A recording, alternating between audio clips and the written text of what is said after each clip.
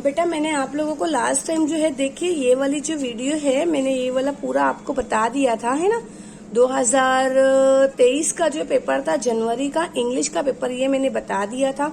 ये भी हो चुका था हमारा और ये वाला भी हो चुका था। अब हम स्टार्ट करने जा रहे हैं ये वाला। बिना टाइम वेस्ट किए हम फटाफट स्टार्ट करेंगे। 1 घंटे की वीडियो में मैं पूरा सिखा दूंगी। 2 पार्ट्स में हमारी वीडियो बनने वाली है, हाफ एन आवर के पहले, हाफ एन आवर के बाद में। मैंने 25 मिनट्स की एक वीडियो बना चुकी हूँ। अभी ये वाली इंशाल्लाह 35 मिनट्स के अंदर पूरा कवर करके हम हटा देंगे। डेली अगर आप लोग मुझे अपना टाइम देंगे बेटा, तो आप लोगों को जरूर कुछ ना कुछ सीखने के लिए मिलेगा। चलो स्टार्ट करते हैं। What is the planning? Planning क्या है इसके बारे में लिखना पड़ेगा। What is the important of yearly planning? कितने में लिखना है? 120 और 160 वर्ड के दरमियान में। एक क्वेश्चन के ऊपर कितने मार्क्स हो रहे हैं आपको देख लो पहले। 2 क्वेश्चन ही आपको दिया हुआ है, ए और बी, तो दैट मीन्स एक क्वेश्चन के ऊपर 3 मार्क्स है। सिस्टम समझ में आ गया आपको? पहले 2 मार्क्स रहता है हर क्वेश्चन के ऊपर, उसके बाद इसमें क्या है 3 मार्क्स आया है, उसके बाद हमारा 4 मार्क्स से क्वेश्चन पे चला जाएगा। तो चलिए हमको देखना पड़ेगा। क्वेश्चन आपको देना है what is the planning. What is the planning? Planning क्या होता है पहले आपको बताना है। मैंने पेज नंबर के अकॉर्डिंग ओपन कर लिया है। 50, 50 एंड 31 पर पेज नंबर पे आपको दिया हुआ है। तो चलिए अब हम स्टार्ट करते हैं। पहले आपको लिखना पड़ेगा, दोनों में से ले सकते हो आप लोग। तो मैं ये जो याली बुक है इसके अंदर से लूंगी, क्योंकि ये एक ही पेज के ऊपर सारी चीजें क्लियर हो चुकी है, इसलिए मैं आप लोगों को ये वाला बताना चाहूंगी। चलिए स्टार्ट करते हैं। कैसे लिखोगे? व्हाट इज द प्लानिंग बोला है बेटा, तो व्हाट इज द प्लानिंग के लिए आपको क्या करना पड़ेगा? Planning seems to be a single word. Planning दिखने में तो एक सिंगल वर्ड दिखता है, ठीक है। The words planning is a multifaces term. इसके अंदर बहुत सारे मल्टीफेसेस टर्म होते हैं और it has a vast set of meaning. ऐसा भी लिख सकते हो या फिर ऐसा लिख सकते हो, क्या बोलते हैं, इट हैज अ वास्ट, सिर्फ इतना लिख सकते हो। अब आगे आपको क्या दिया गया? डायरेक्ट आप अगर याद होता है कंटेंट तो लिखो, नहीं याद हो रहा है सब सिंपल सी लैंग्वेज में लिखो। A text book is divided into various part और यूनिट और सब यूनिट। जो टेक्स्ट बुक होती है वो डिवाइड होती है कैसे? अलग अलग पार्ट्स में, या तो यूनिट और सब यूनिट में। समझ में आया? यूनिट और सब यूनिट। देखो फॉर एग्जाम्पल मैं यहाँ पर पहले आपको यूनिट और सब यूनिट के बीच में डिफ्रेंशिएट करवाना जरूरी और मुनासिब समझती हूँ कि अगर आपको नहीं समझा होगा यूनिट और सब यूनिट क्या होता है तो पहले मैं आपको बता दूं। तो बेटा यहाँ पर देखिए इंडेक्स के अंदर आपको यहाँ पर यूनिट दिया है, दिखाई दिया है 1 यूनिट, 2, 3 एंड 4। लेकिन ये जो यूनिट दिया हुआ है यहाँ पर देखिए आपको ज्यादा समझ में आएगा। ये जो यूनिट है ये यूनिट के अंदर सब यूनिट दिए हुए हैं। क्या दिया हुआ है? ये सब यूनिट। ये जो है सर्कल वाला ये कैसा है? डॉट डॉट पॉइंट, ये सब यूनिट दिए गए। आई थिंक आपको समझ में आ गया। अब ये लाइन हम पढ़ के बताते हैं। A text book is divided into various part, अलग अलग पार्ट्स में यूनिट और सब यूनिट। लेसन होते हैं, पोएम होते हैं, आर्टिकल्स होती है, स्टोरीज होती है, प्लेस होती है, वट एवर यू वॉन्ट, उसमें 2-4 लिख लो, ठीक है। 2-4 लिखने के बाद आप क्या लिखोगे? लैंग्वेजेस आइटम्स होते हैं, द यूनिट और सब unit of the textbook. अगर नहीं लिखते हो सिर्फ इतना लिखते हो, our text book is divided into various part, this is enough. Planning की 2 डेफिनेशन आपको लिखना है, जो भी अच्छी लगती है, जो इजी याद हो रही है वो एक लिखकर इसमें से खत्म कर दो। आई थिंक छोटी वाली ही आप लोग लोगे, जो आपको याद हो रही है इसमें से एक पॉइंट लिखना नहीं भूलना बेटा। अब हमको क्या लेना है? हमको क्या बोला गया था क्वेश्चन के अंदर? What is the important of yearly planning. तो देखो मैं पहले आपको बता दूं, ये लिखा आपने 2-3 कंटेंट बीच में से लिखा और फिर ये प्लानिंग के 1-2 पॉइंट्स आपने लिख लिए, 1 या 2 बस, उससे ज्यादा नहीं लिखना। उसके बाद आपको ये बताना है कि 3 स्टेप होती है। कौन कौन सी होती है प्लानिंग के बारे में? एनुअल होती है, यूनिट होती है, लेसन होती है। एनुअल प्लानिंग को ही ईयरली प्लानिंग बोला जाता है। What I am saying again, I am repeating my sentence. Annual planning को ही हम ईयरली प्लानिंग कहते हैं। एनुअल प्लान और ईयरली प्लान सेम होता है। तो यूनिट प्लान और लेसन प्लान। देखो बेटा मैं वापस से बता रही हूँ, ईयरली प्लानिंग समझ में आ गई। हमको पूरे साल की प्लानिंग की, पूरे साल में हमको कितने लेसन दिए हुए हैं। जैसे फॉर एग्जाम्पल हमारे पास यहाँ पर 4 लेसन दिया हुआ है, 4 यूनिट दिया हुआ है। 4 यूनिट दिया हुआ है हमको, तो हम पहले 2 यूनिट फर्स्ट टर्म में लेंगे, 2 यूनिट सेकेंड टर्म में लेंगे। ऐसा किया जा सकता है। अगर मुझे ये टॉपिक पहले लेना है और ये वाला लेना है तो मैं डिसाइड कर लूंगी स्टार्टिंग में मुझे ये दोनों लेना है, फिर ये दोनों बाद में लेना है। हो सकता है इजी और हार्ड उसके अकॉर्डिंग हम ले सकते हैं। ये चीज हो गया, ये हमने डिसाइड कर लिया ना कि कितने महीने में कितना पढ़ाना है, ये ईयरली प्लानिंग हो गया। अब ईयरली प्लानिंग के बाद यूनिट प्लान।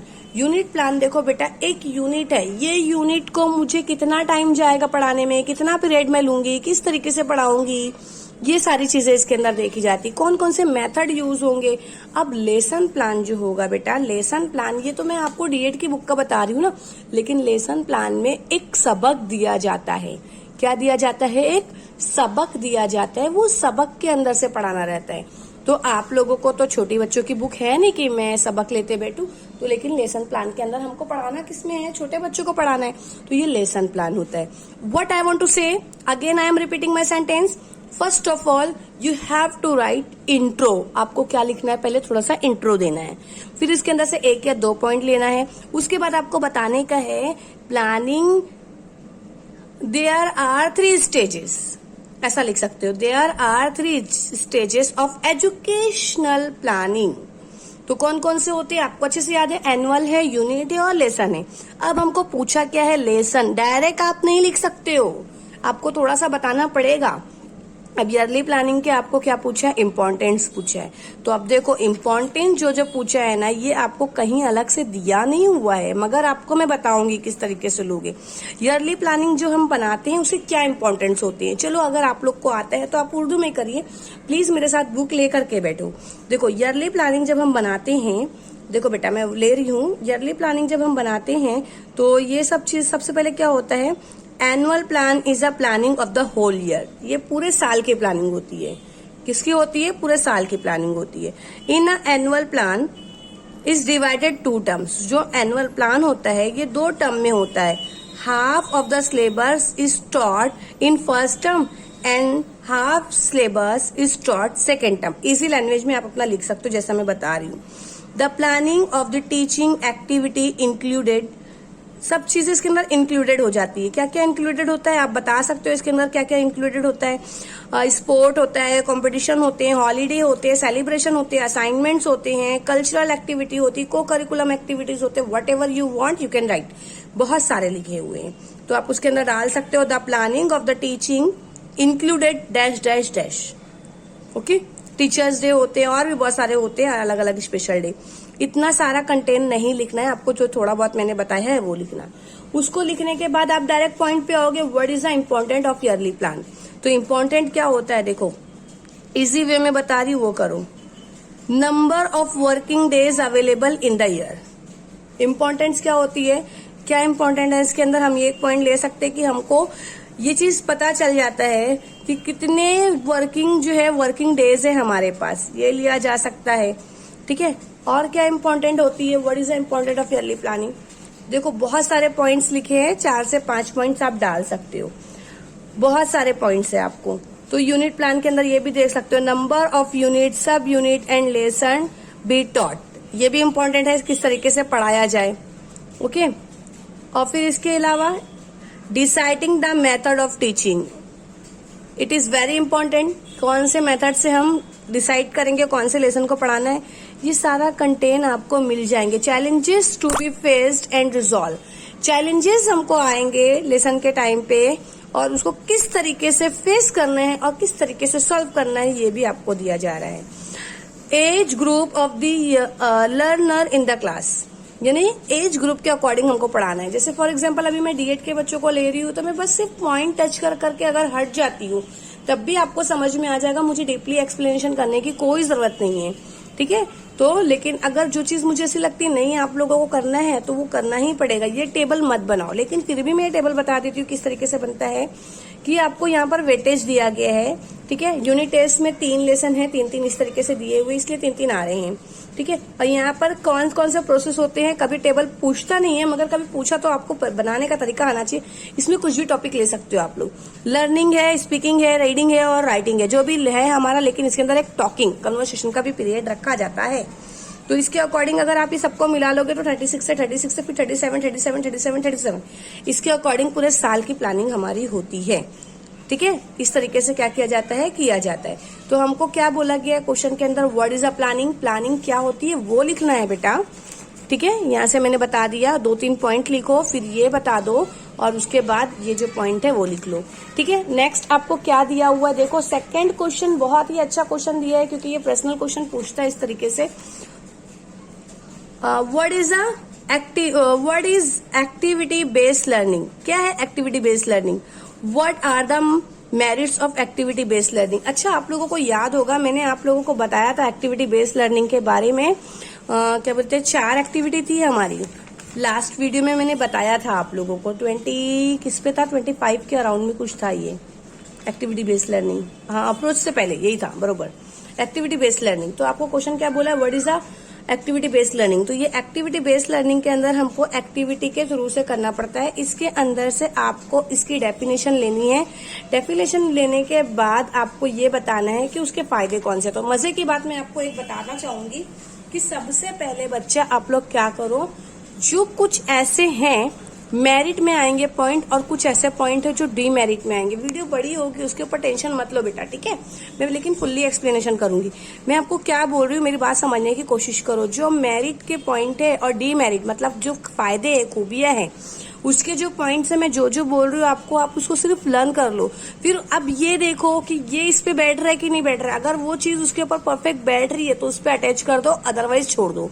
लेकिन आप ऐसे 10 से 12 खूबियां और खामियां लेकर रखो कि अच्छा ये इससे बैठ रहा है तो इस पे लेंगे, नहीं है तो नहीं।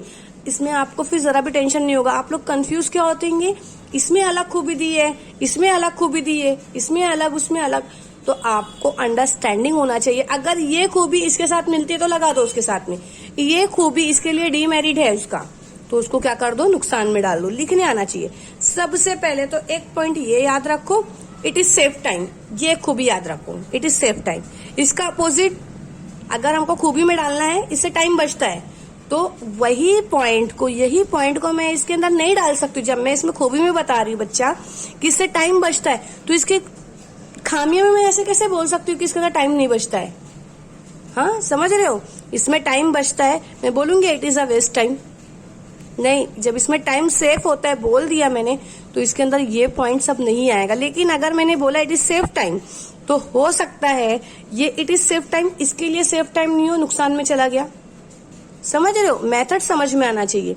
तो देखो, एक्टिविटी बेस्ड लर्निंग के जो पॉइंट मैंने बच्चों को बोला था लिखने के लिए, मेरिट जो थे, वो देखो ये वाला है, student learn by doing themselves. Student खुद से सीखते हैं, ठीक है।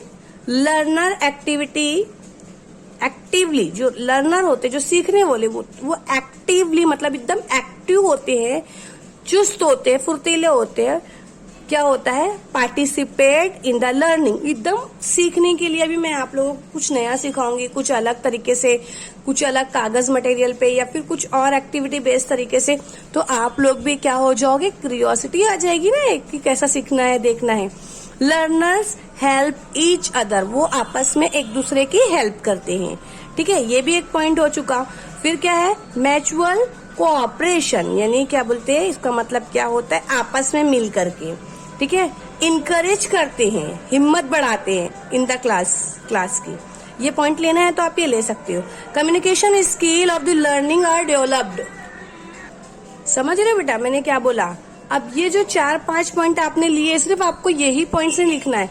एक्टिविटी बेस्ड लर्निंग में आप क्या कर सकते हो, किस तरीके से कर सकते हो, एक पॉइंट ये भी ले सकते हो। क्या होता है इसके अंदर, अब इसके अंदर देखो बहुत सारे पॉइंट्स ऐसे हो सकते हैं। किस तरीके से लिया जाता है, एक्सप्लेनेशन इज टू इजी, बहुत इजी हो जाता है, लेकिन यहाँ क्या दिया, डिफिकल्ट। क्योंकि एक्टिविटी बेस्ड लर्निंग में एक्सप्लेनेशन बहुत अच्छा हो जाता है, इजी हो जाता है। और क्या पॉइंट्स ले सकते हो आप लोग, यहाँ पर एक आध पॉइंट और इससे ले सकते हो। इट इज सेव टाइम, ये भी ले सकते हो। ये वाला जो पॉइंट है इसके अंदर ले सकते हो कि इससे क्या होता है, टाइम बचता है। How to use proper time, time को किस तरीके से प्रॉपर यूज किया जा सकता है। Included various method for technique, इसके अंदर ये भी ले सकते हैं कि अलग अलग तरीके से हम इसको सिखा सकते हैं, सीख सकते हैं। तो इस तरीके से ये पॉइंट भी हम क्या कर सकते हैं, ले सकते हैं। 4 से 5 पॉइंट मैंने आपको बता दिया है, आप इसको कर सकते हो। इसके अलावा और भी ले सकते हो। It is help to learner to learn well. देखो ये वाला जो पॉइंट है ना बच्चा, मैं जो ये वाला पॉइंट बता रही हूँ, ये पॉइंट्स भी आप इसके अंदर ले सकते हो। क्या मतलब होता है, it is help to learner, ये मदद करती है लर्नर सीखने को, जो सीखने वाला है। सीखने को, लर्न यानी सीखना भी होता है, पढ़ना पढ़ाना, सीखना सिखाना भी होता है। It is help to learners to learn well, ये भी कर सकते हैं, या फिर आप लिख सकते हो doing well. It is makes the teacher and learner both activity, ये भी ले सकते हो ये पॉइंट्स में। It's makes the teacher and learner both activity, इसमें टीचर ही बनाते हैं और स्टूडेंट ही बनाता है, जो लर्नर होता है सीखने वाला। बहुत सारे पॉइंट्स आप ले सकते हो, आपके लिए फायदेमंद है ये क्वेश्चन। नेक्स्ट क्वेश्चन लेते हैं, चलिए, आई थिंक आपको समझ में आ गया होगा। नेक्स्ट क्वेश्चन लेते हैं, what are classroom arrangement, which precautions will you take while arranging the classroom. तो आपको मैंने पेज नंबर लिख कर दे दिया है, क्या है, 87, और तो चलिए हम देखते हैं, अभी 87 है, और कौन सा पेज नंबर दिया हुआ है, 52 का है। तो 87 में यहाँ पर ले लेती हूँ, ये वाली बुक के अंदर। दोनों बुक का आप देख लेना बेटा, 80 87 यही है क्लासरूम अरेंजमेंट।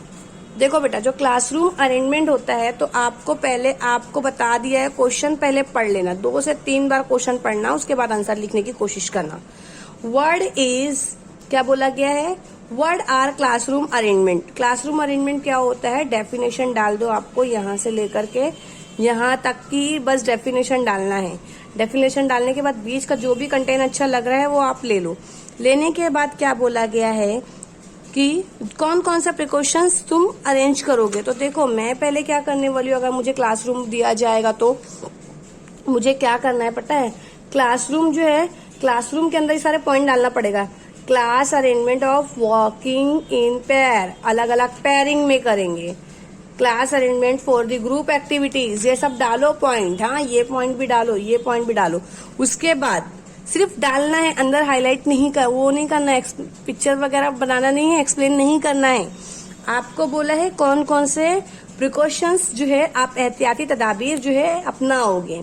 तो देखो क्या करूंगी मैं, यही मेन फोकस यही करना है हमको, ठीक है बच्चा। तो चलो पहले फोकस कर लेते हैं। ये पॉइंट देखो, स्टार्टिंग में कुछ ना कुछ दिए जाता है। A teacher should be taken, इस तरीके से आप इजी लैंग्वेज में लिखो कि this precautions we will apply, इस तरीके से दे दो, या तो फिर we will do like that, ऐसा भी लिख सकते हो।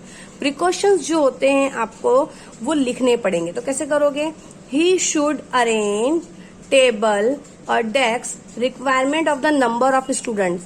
तो हम क्या कर सकते हैं, ही नहीं आएगा, यहाँ पर आएगा वी। क्या लिखोगे, क्योंकि आपको बोला गया है ना बच्चा, तो आप क्या लिखोगे, वी शुड अरेंज टेबल्स और desk requirement of the number of students. ऐसा भी नहीं है आपके पास 50 बच्चे आ रहे हैं स्कूल में और आप क्या कर रहे हो, सिर्फ और सिर्फ 10 बेंच रख रहे हो, तो बच्चे कैसे बैठेंगे, नहीं बैठ पाएंगे, उसके अकॉर्डिंग रखेंगे डेस्क और टेबल जो भी होगा आपके पास। नंबर 1 पॉइंट ले लिया। दूसरा point, the arrange should be such as enable to students their eyes. ठीक है, हम इस तरीके से अरेंज करेंगे कि बच्चा जो है दिखाई देना चाहिए ऑन द टीचर को while he is giving instruction. Instruction जब टीचर दे रहा हो तो बच्चे जो है दिखाई देना चाहिए, टीचर को भी दिखाई देना चाहिए बच्चा। तीसरा क्या है, classroom should be open, congested नहीं होना चाहिए। 1 पॉइंट ले लो बेटा, क्लासरूम शुड बी ओपन, ये 1 पॉइंट ले लो, मतलब ये 1 हो गया, ये 2 हो गया, ये 3 हो गया। फिर उसके बाद क्लासरूम शुड बी इफेक्टिव, ऐसा लिखना, क्लासरूम शुड बी इफेक्टिव। और फिर क्या लेना, teaching and learning process should be effective, ये भी 1 पॉइंट ले लेना क्लासरूम के अंदर। ठीक है, the teacher desk can be placed, teacher का जो डेस्क है वो वहां होना चाहिए where both the students and teacher, दोनों टीचर और स्टूडेंट दोनों कैन सी ईच अदर, एक दूसरे को देख सके। ऐसा ना हो कि एकदम कॉर्नर पे रखा हुआ है टीचर का टेबल और हम देख ही नहीं पा रहे, टीचर हमको नहीं देख रहा है तो हम कुछ भी करें, बच्चा मस्ती कर रहा है, इस तरीके से नहीं होना चाहिए। ठीक है, क्लियर हो गया। क्लासरूम अरेंजमेंट आपको समझ में आ गया, क्या हो गया, what is the classroom arrangement. तो आपको इस तरीके से डेफिनेशन जो है लिखने पड़ेंगे। क्लियर हो गया। आगे नेक्स्ट क्वेश्चन क्या है, देखो नेक्स्ट क्वेश्चन देखो बच्चा, which principle will you follow while developing instructional material? जब तुम इंस्ट्रक्शन दोगे कुछ, तो कौन कौन से प्रिंसिपल, कौन कौन से रूल आपको फॉलो करने हैं, आपको वो देखना है। ठीक है, तो अब 82 पेज नंबर पे मैं देखती हूँ, 82 page number.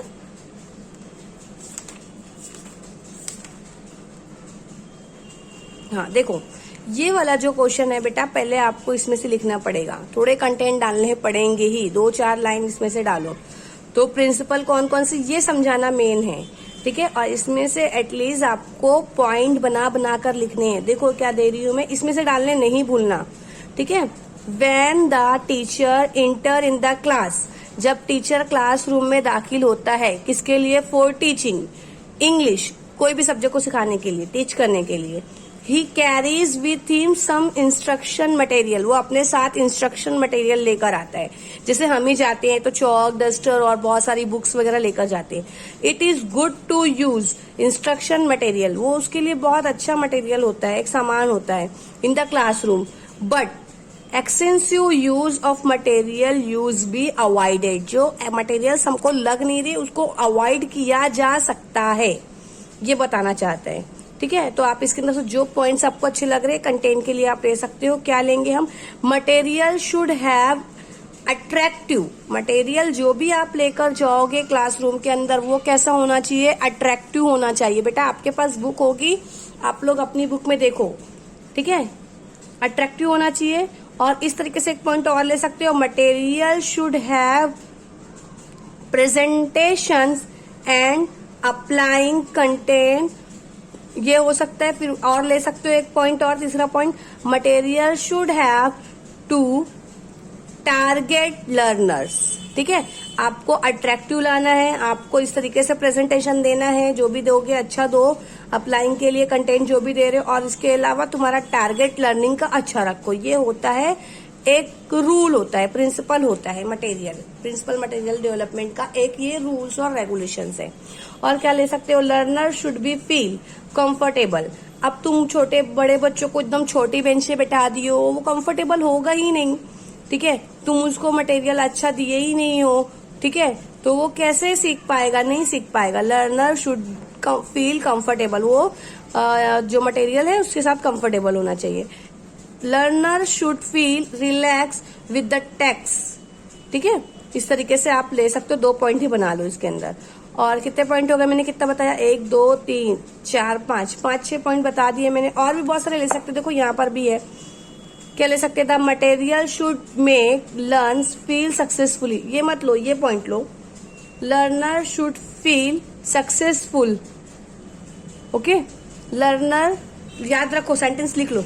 Learner should feel help them develop their skill, उसको ऐसा फील होना चाहिए कि हाँ उसकी स्किल डेवलप्ड हो रही है। मैं बहुत सारे पॉइंट बीच में बढ़ा रही हूँ बेटा। Material should encourage learner to invest their interest, उनको इंटरेस्ट आना चाहिए, इस तरीके से मटेरियल रहना चाहिए। और भी बहुत सारे पॉइंट्स अगर आपको लेने हैं तो बेटा आप ले सकते हो। अब चलिए, हमारा ये क्वेश्चन भी अल्हम्दुलिल्लाह क्लियर हो गया। दोनों पॉइंट मैंने बता दिया, ये भी बता दिया, ये भी क्विकली रिवीजन लूंगी मैं अलग से, क्योंकि अब हमारे पास सिर्फ और सिर्फ 10 मिनट्स ही रह गए हैं। हाँ, 10 मिनट्स के अंदर हमको क्या करना है? एक ही क्वेश्चन करना है। समझ रही हूँ, मैं समझा रही हूँ तब भी पूरे क्वेश्चन मेरे हो जा रहे हैं बेटा। सोचो आप लोग लिखोगे तो समझाना ज्यादा टफ होता है, क्योंकि लिखेंगे तो फटाफट फटाफट लिखकर हो जाएगा। 10 मिनट्स बचे हैं, मुझे इसके लिए देना है।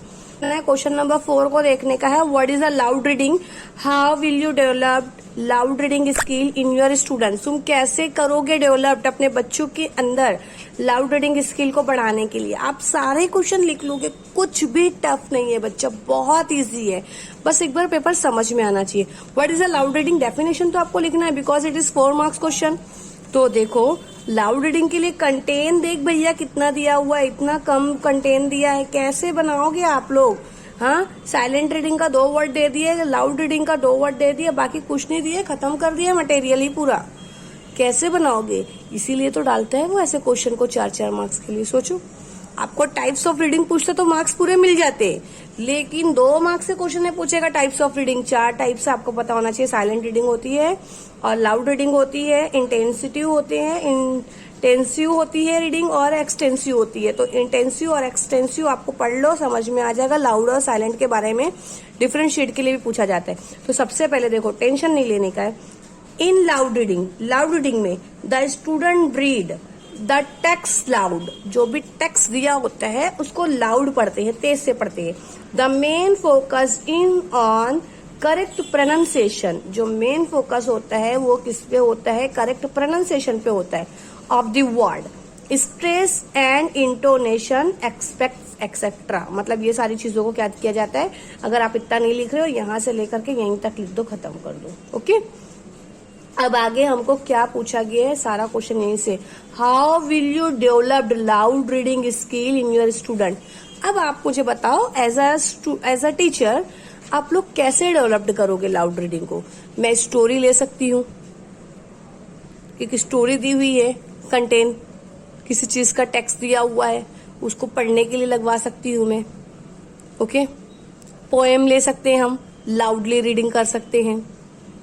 ठीक है, तो ये जो है आप इस तरीके से चार्ट बनाना लाउड रीडिंग के और अलग अलग मटेरियल लिखना स्टार्ट करना। पोएम ले सकते हो आप, एक कॉलम में डाल दो पोएम।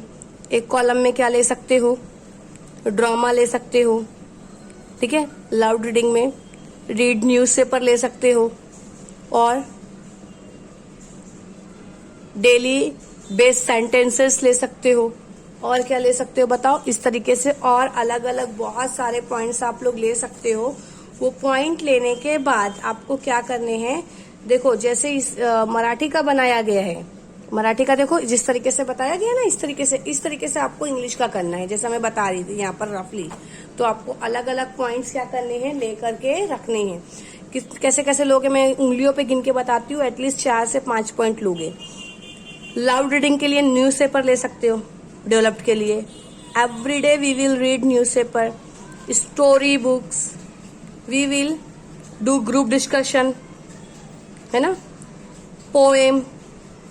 और क्या ले सकते हैं, जर्नल नॉलेज, ड्रामा, और भी बहुत सारी चीजें हो सकती है ना। इस तरीके के कंटेंट आप लोगे और उसको क्या करोगे, डेवलप करवाओगे। Every day you will write one thought on the black board, you will give to chance your student, they have to write sentence, they have to read sentence, लिखे भी और उसको तेज से पढ़े भी। ठीक है, लिखना भी और पढ़ना भी, इस तरीके से हो सकता है। How will our teacher do an effective presentation in the classroom. तो आप देखो, अब आप किस तरीके से करोगे, यहाँ पर दिया हुआ है, आप कैसे करोगे आप मुझे बताओ। प्रेजेंटेशन के बारे में बुक के अंदर ज्यादा क्वेश्चन नहीं दिया हुआ है बेटा।